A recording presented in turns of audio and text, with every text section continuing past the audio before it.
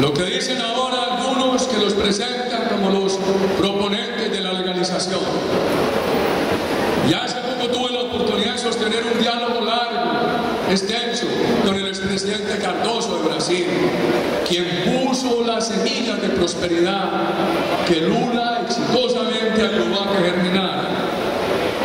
Y la verdad es que las propuestas del presidente Cardoso, al estudiarlas, uno dice, eso no es legalización, ni se necesita la legalización. Mire, Colombia legalizó el consumo hace 15 años con la dosis personal. ¿Y eso qué hizo? Aumentar la criminalidad. Yo recuerdo cuando empezamos a recuperar el turismo en Cartagena, presentaron en la televisión un video, y ese video nos ofendió, porque mostraba a Cartagena como un destino de narcoturismo. Inclusive filmaron personas acercándose a casas de vicio a comprar droga. Yo desesperado llamaba a la policía. Me decía, presidente, capturamos 14 distribuidores, pero los jueces no les dictan medidas de aseguramiento porque lo que les encontramos en el bolsillo fue dosis personal. Eso fue lo que creó la legalización del consumo. Ahora en este país no va mal en eso. Yo le pregunto a la policía, ¿cuántas hectáreas de coca tenía Colombia en el año 2000?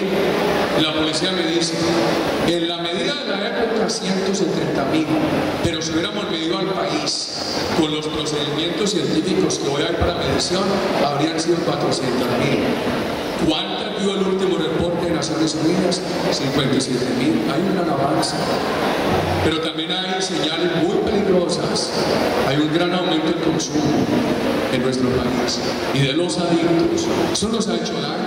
Uno ya no puede decir hoy, es que ese es un problema del norte, en Europa, en Estados Unidos y no nuestro.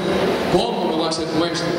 Si nuestra juventud la están enrolando en la distribución que conduce al crimen y se está facilitando el contacto con ese factor que es un factor alienante. Los sicarios que asesinan.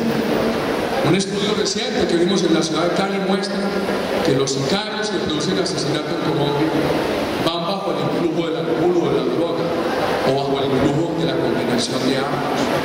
Un muchacho en Estados Unidos me preguntó en una universidad, en un debate, ¿por qué alcohol sí y marihuana no? Yo no le supe contestar, pero le dije, prepárate para que dentro de unos años nos contestes por qué marihuana sí y cocaína no. Yo creo que no es el camino correcto. El camino correcto es facilitar que la juventud sea alienada por estos factores. Y cuando uno habla, este es un tema, es nuestro. A mí me dicen, no, es que eso depende de Estados Unidos, de Europa. No, es nuestro. Yo combatí esa droga esos años por convicción propia, por razones de interés nacional, por visión de padre de familia. Nosotros necesitamos saber qué familia queremos, qué sociedad queremos, qué ética de trabajo queremos. Si queremos una sociedad permisiva, relajada, con consumo de drogas, o una sociedad con ética, con disciplina de trabajo, con deporte, con salud mental, con salud física. Y dice este informe, es que hay que rehabilitar a los adictos, con eso estamos de acuerdo. Para rehabilitar a los adictos no hay que legalizar la droga. La última reforma constitucional nuestra, doctor Juan Lozano, indica claramente que al adicto no lo podemos llevar a la cárcel. Declarar ilegal la droga, como hay que declararla en el desarrollo legal que nos falta, y lo declaró ese acto constitucional, no es para llevar al adicto a la cárcel. Al adicto hay que rehabilitarlo. Para rehabilitar al adicto no hay que legalizar la droga. Y enseguida encontramos ejemplos, como el ejemplo de Portugal. Miren lo que está pasando en Portugal.